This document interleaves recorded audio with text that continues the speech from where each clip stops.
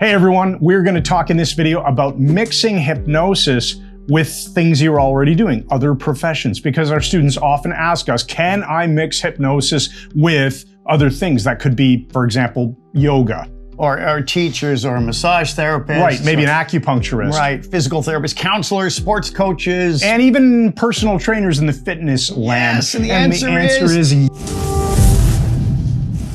yes! It's a resounding yes, you can. Hypnosis does not stand on its own. Although it can. You can combine hypnosis with so many other things. So let's start with, Mike, let's talk about what is hypnosis anyway? Right. So the reason we're saying this now is because the point is this will show how it applies and maps across to these other things. We see hypnosis not just as a standalone modality, which it is and a great one, but it is an amplifier of human experience, meaning anything you can do without hypnosis, you can probably do better with hypnosis. Right. Even if it's just hypnotic language to make your message resonate better with people. The second thing we say is it's a powerful method of communication, a powerful means of communication. Right. And the reason it is because we're getting into the unconscious as well as superficially into the conscious mind. So any kind of communication you're doing, if you're working with a client or a group, is going to be more powerful if you bring hypnosis into the mix. And we will get to some examples, which I think you'll really enjoy. So let's dive a little bit into the idea of how does hypnosis even work? Let's talk about focusing attention and what we do with that. Right. Well, when we focus someone's attention, either in a therapeutic setting, having them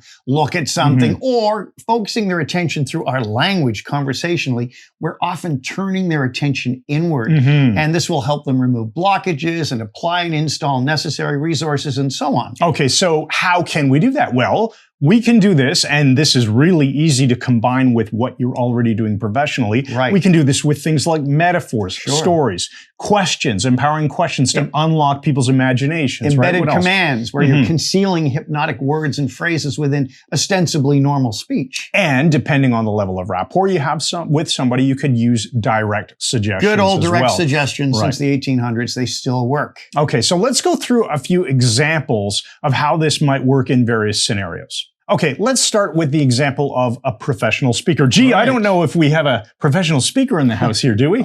Well, I'm sort of retired from it, but I did it for almost 30 years.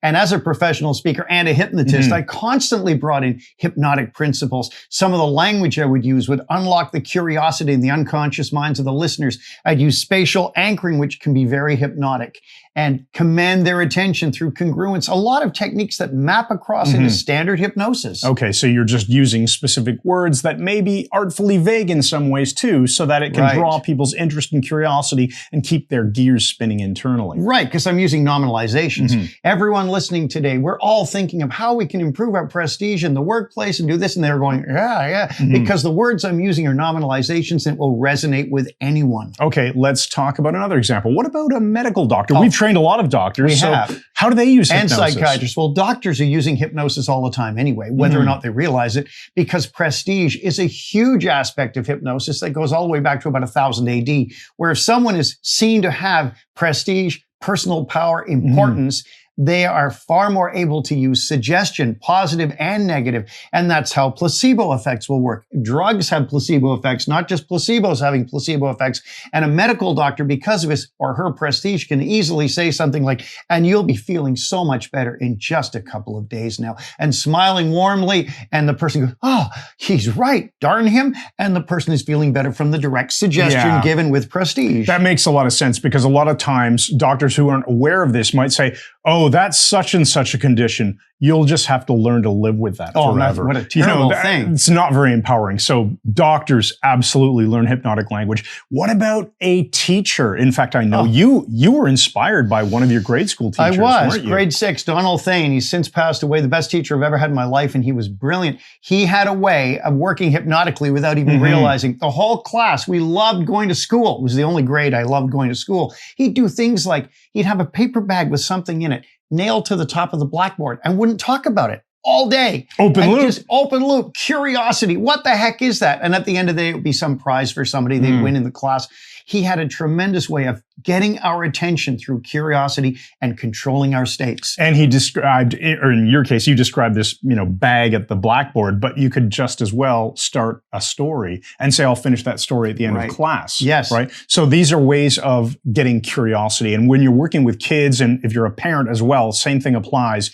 curiosity is an amazing thing. Let's talk about yoga teachers. That's a common one. We get a lot of students who teach yoga or other practices. Well, right. I mean, yoga is very hypnotic in and of itself when you are focusing on your breathing. If you're focusing on the cool as you breathe in through your nose and the warm as you exhale, that becomes hypnotic in and of itself, especially when it's done rhythmically and slowly. Also, you've got people relaxing into the different asanas, the different postures, and you can support that verbally with hypnotic language and a hypnotic voice and make the effect of yoga more profound as well. So if you're saying something like, and focus on your breathing, that's one thing that you'll hear a yoga teacher say all the time. Sure. But how can we enhance something like that with hypnotic language? We can say, and as you focus on your breathing, you can slip into an even more wonderfully relaxed, healing state. Wow, you've just turned it into hypnosis. And as you take that next breath, you can prepare for the rest of your wonderful day. Stuff like this is wonderfully hypnotic. So you're driving people's attention towards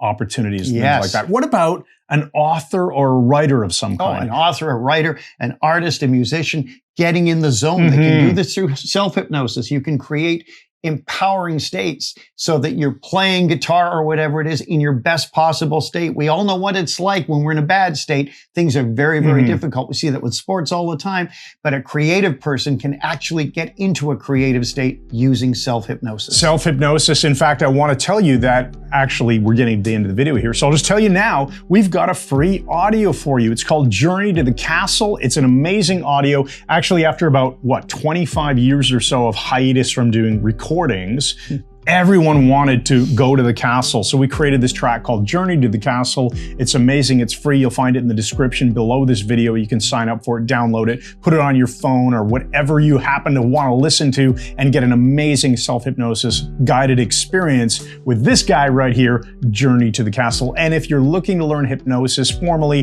to apply it to whatever profession you're already doing, or perhaps you're thinking about being a hypnotist, hypnotherapist, consulting hypnotist, check out the Mike Mandel Hypnosis Academy. You'll find a link to start your free trial in the description under this video. While you're there, you may as well click the subscribe button and then what?